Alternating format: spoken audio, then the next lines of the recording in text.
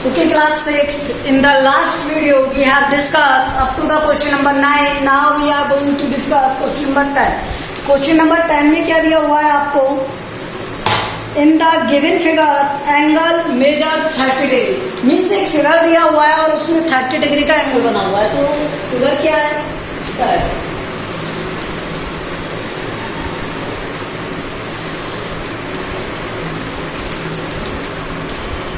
ये मान लो 30 डिग्री है, ठीक है.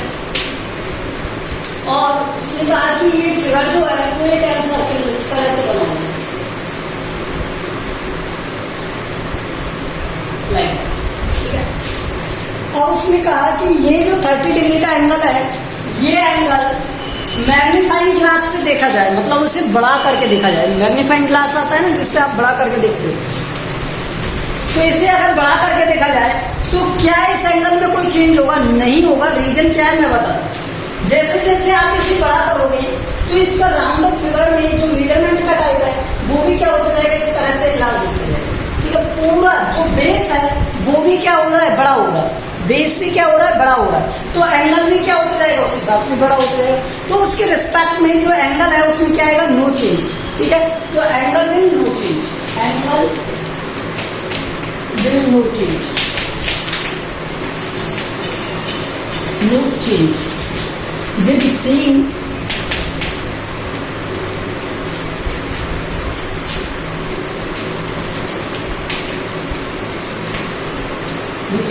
in magnifying glass.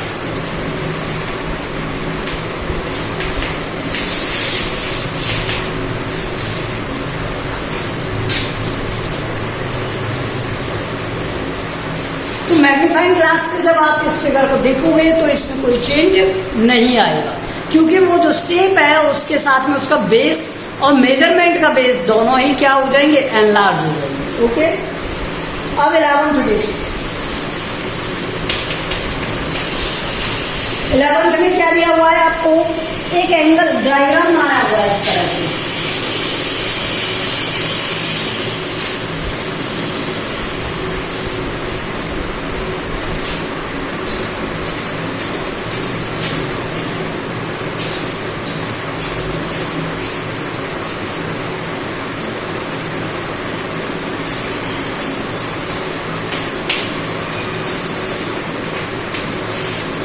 एक डायग्राम बना हुआ है इस तरह से, ABCD O दिया हुआ है. तो हमें बताना है कि मेजर भी बताना है और टाइप भी बताना है. तो मेजर तो आप करोगे और टाइप मैं बता रहा हूँ, ठीक है. एंगल का मेजरमेंट आप प्रोटेक्टर रखोगे इस डायग्राम पर जो आपके बुक में दिया है और उससे मेजर करोगे. और टाइप मैं बता रहा हूँ वो कौन से टाइप का है. तो एंगल AOB,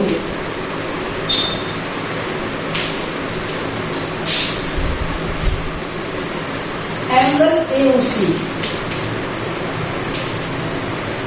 फिर क्या दिया हुआ है, एंगल BOC,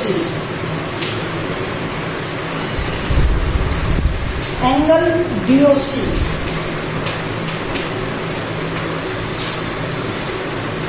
DOA और DOB. ओके. अब देखो इनका मेजरमेंट. मेजरमेंट क्या है, और सॉरी टाइप बता रहा हूं मैं, मेजरमेंट आप बताओगे.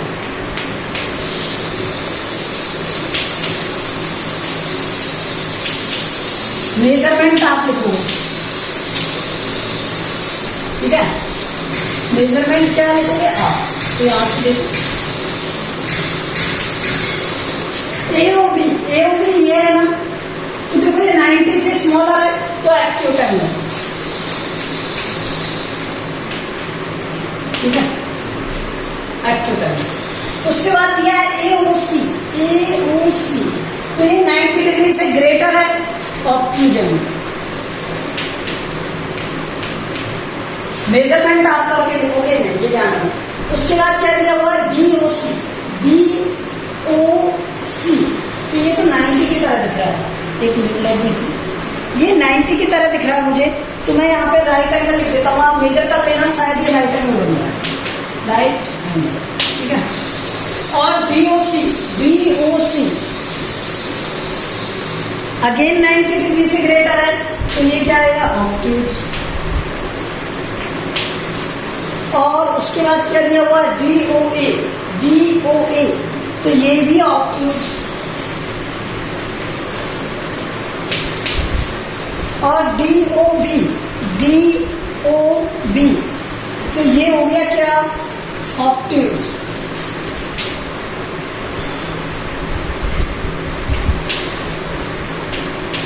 ठीक है, इसे जरूर मेजरमेंट कर लेना, इसे देख लेना ये राइट एंगल है या नहीं। ठीक है, लग रहा है डायग्राम से कि राइट एंगल होना चाहिए, मुझे राइट एंगल ही दिख रहा है। ठीक है, तो ये 90 डिग्री होना चाहिए। ठीक है, तो ये इसके टाइप हो गए, यहाँ इनका मेजरमेंट करोगे और आप लिख दोगे। ठीक है,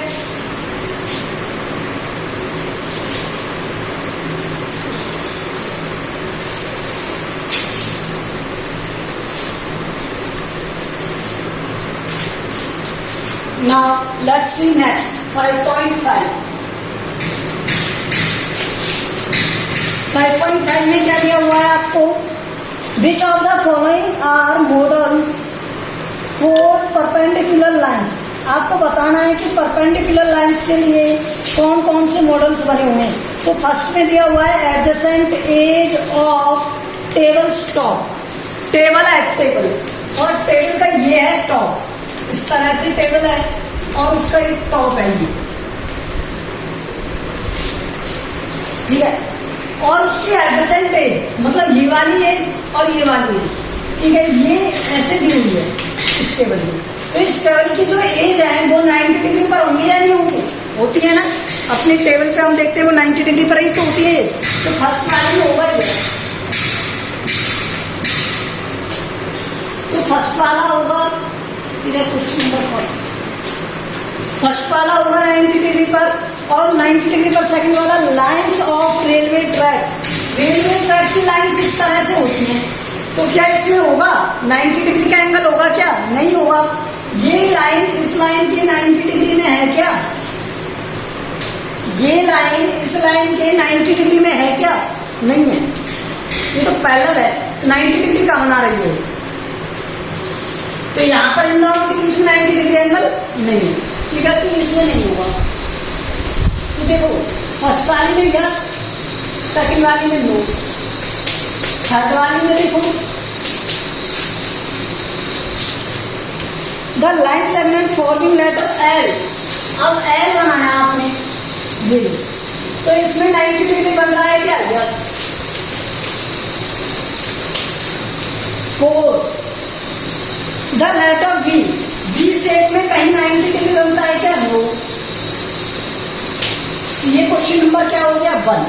क्वेश्चन नंबर 2 देखो इसका,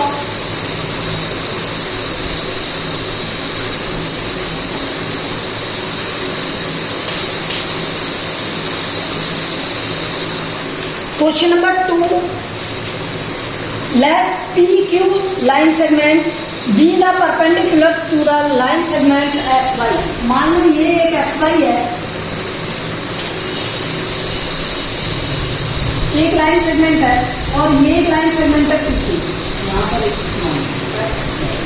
और ये P Q.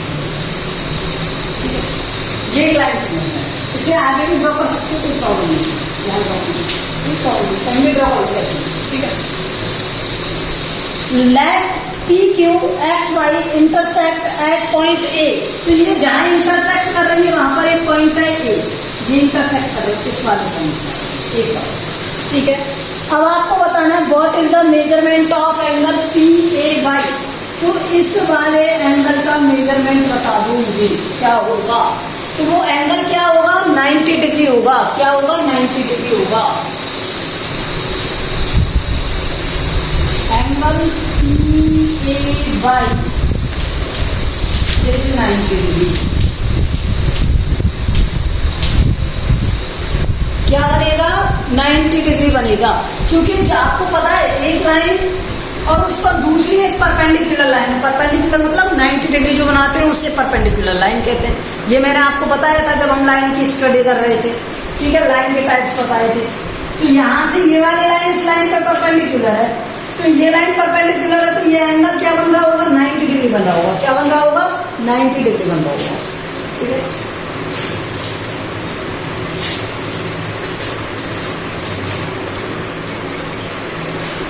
Question number 3,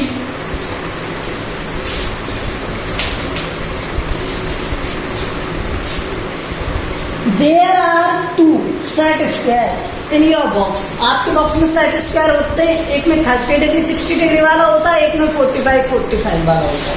2 set square होता है, ठीक है। तो what are the measures of the angles that are form at their corners. Corners पर उनके एंगल्स क्या होते हैं, ये हमें बताना है। Do they have any angle measure that is common. क्या ऐसा कोई एंगल है जिसे वो कॉमनली मेजर कर सकते हैं, तो है। ओके, तो यहां पर क्या हो गया, ये हो गया थर्ड वाले में smooth set square. Set square में 2 एंगल होते हैं, एक तो 30 डिग्री वाला होता है कॉर्नर पर, एक होता है 45 वाला। तो 30 वाला जो होता है उसमें तो एक 30 एक 60, मैं बता दूंगा आपको। सेट स्क्वायर होता है इस तरह से,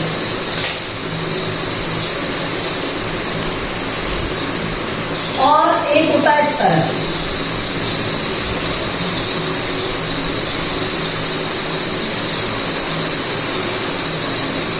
अगर ये 30 डिग्री है तो ये 60 है, और ये 45 है तो ये 45। अब सुनो, दोनों साइड स्क्वायर में से जो 30 डिग्री वाला साइड स्क्वायर है उससे आप मेजर नहीं कर सकते कॉमन एंगल, क्योंकि यहाँ तो 30 डिग्री है, यहाँ 60 डिग्री है।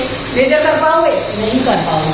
यहाँ 45, यहाँ 45, तो हम मेजर कर सकते हैं किससे? 45 एंगल वाले उससे, ठीक है। तो इसमें क्या आएगा, 45 डिग्री वाले से आप क्या कर सकते हो, मेजर कर सकते हो।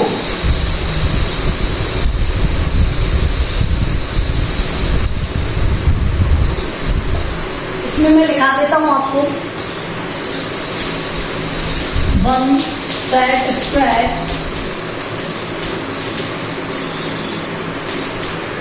Has angles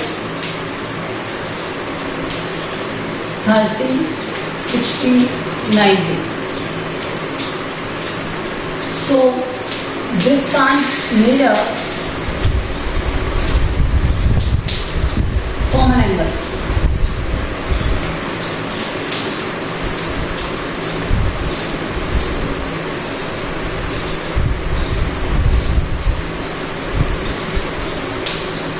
Other side square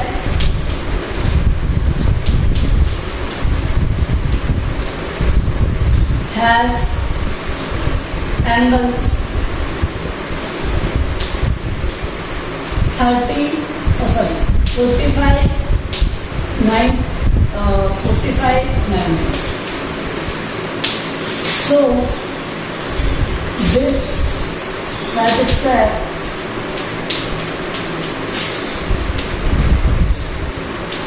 can measure, मैं यहाँ लिखूँगा, can measure common.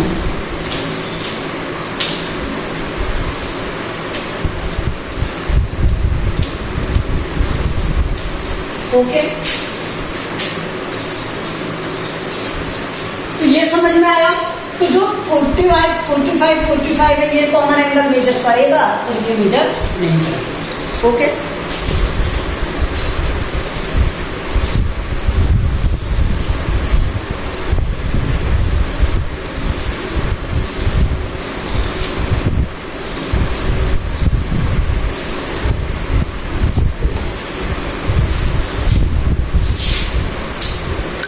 Question number 4।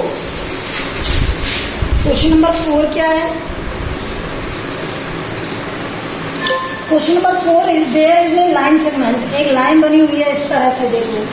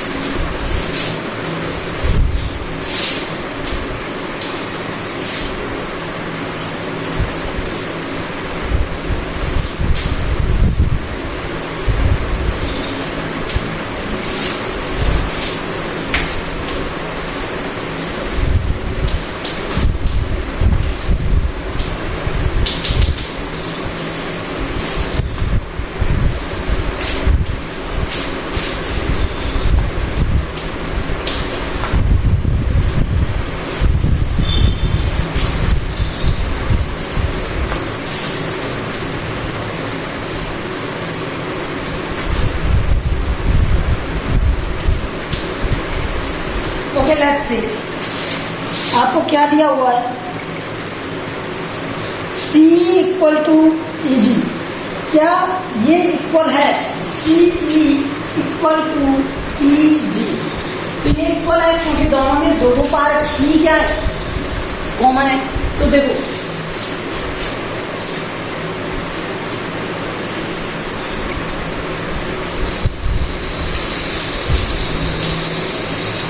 ठीक है, क्यों है, क्योंकि इसमें भी 2 है और इसमें भी क्या है 2 पार्ट।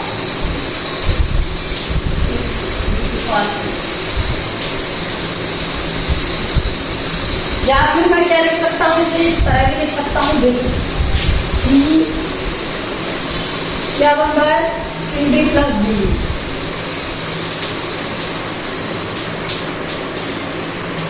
और ये क्या बन रहा है EF प्लस FG। ये भी मैं लिख सकता हूं।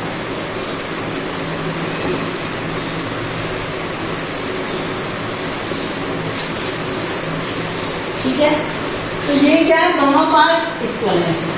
ओके, आगे क्या पूछा है उसने, डज PE बाइसेक्ट कर रहा है किसको, CG को, C से G तक जितने पार्ट्स हैं क्या उसे बाइसेक्ट कर रहा है? तो इसमें आएगा बी वाले में no because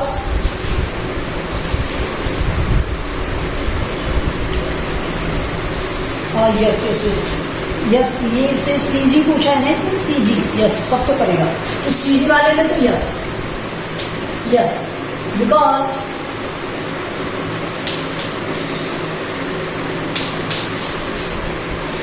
CE equal to EG।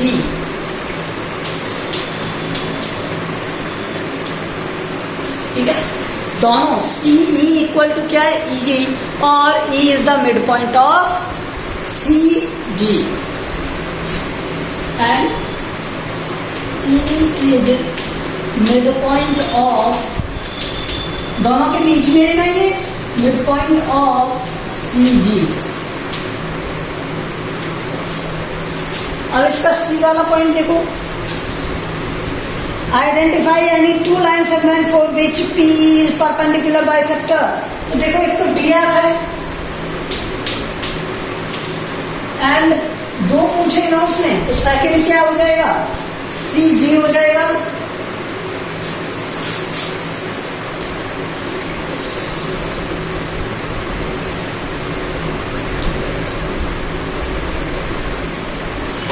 CG हो जाएगा,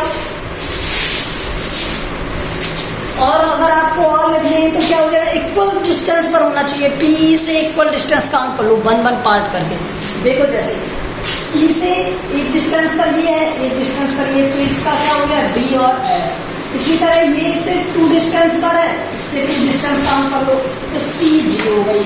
फिर यहाँ से देखो 3 डिस्टेंस पर B है तो B, और 3 डिस्टेंस पर H है तो BH हो गया। इस तरह से आपको इसके पार्ट काउंट कर लेंगे। फिर क्या है, आर दीज ट्रू, फर्स्ट दिया हुआ है B का first, AC is greater than FG, तो A से C में कितने पार्ट है, 2 पार्ट, AC और FG, F से G में कितने, 1 पार्ट, तो यस। ठीक है, अब सेकंड देखो, CD और GH, C से D में कितना है 1 और G से H में 1, तो यस। थर्ड BC 1 पार्ट है BC वाले में, एक ही तो है उनमें, और उसके बाद दिया है EH, E से H, तो ये ग्रेटर है, यस, इससे बड़ा ही तो है EH वाला। तो इस तरह से आपको क्या काउंट कर लेने, B से C के लिए 1, तो E से H के लिए 3, तो 3 क्या रहेगा, ग्रेटर रहेगा 1 से। तो इस तरह से आपको एक एक पार्ट क्या करने, काउंट करने, और काउंट करके इनके आंसर देने। Okay, so we have done this exercise. Next exercise we will do in the next video. Thank you.